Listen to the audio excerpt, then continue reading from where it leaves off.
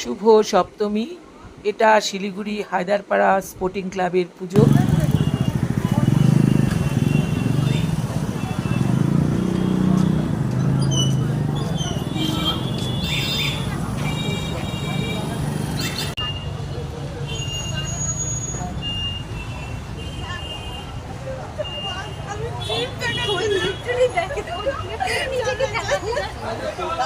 হ্যাঁ, সবগুলোই ভালো হয়েছে।